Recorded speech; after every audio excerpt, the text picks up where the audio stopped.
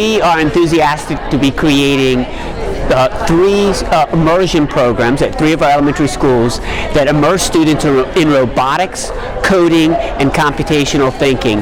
And this will be directly connected to our curriculum, so students will learn math, science, social studies, language arts, but they'll do so through robotics and coding and complex problem solving. We are going to start by creating the immersion schools at 3 elementary schools, and then we're going to take lessons learned from that, and we'll be integrating robotics, coding, and computational thinking across all of our elementary schools. And we mean every student will be engaged in this. So we'll have students as young as kindergarten involved in coding and engaged with robotics. There are so many unmet workforce needs relating to STEM generally, and robotics, coding, and problem solving specifically. But this is valuable even if students choose not to pursue a career in that area. And besides, they will be so engaged in it that they'll learn math, science, social studies, and language arts even more than they otherwise would.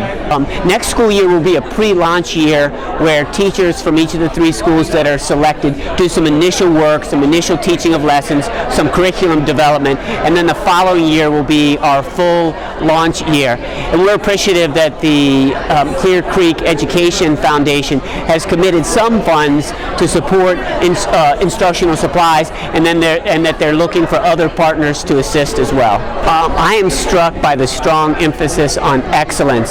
So there's a strong tradition of excellence in CCISD, but there's also an emphasis on continually improving and adopting innovative practices, really to stay ahead of the curve. I love the fact that there's not a sense of, hey, let's just rest on our laurels.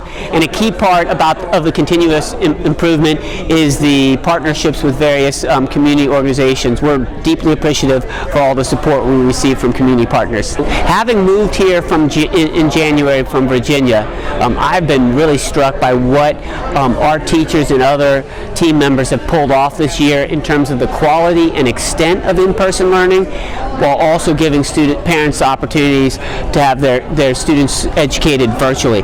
Coming from Virginia, I know that what's happened in CCISD is not typical for what's happened this past year across the nation, so we can be really proud of that. And heading into next year, we're waiting for clarification from the state legislature in terms of whether or not they will allow districts to count virtual learning for attendance purposes and ultimately funding purposes. So we don't have the green light yet in terms of funding from the state, and we're watching the last couple of weeks of the state legislature and calling on legislators to pass legislation that will allow us to provide that opportunity. We think in-person learning is best for the overwhelming majority of students, but we want to be able to offer virtual learning for those limited numbers that prefer it. I would just say, really, continuing the direction that we're going. It is a district of excellence, and it's a matter of building on that excellence rather than breaking things down and starting over.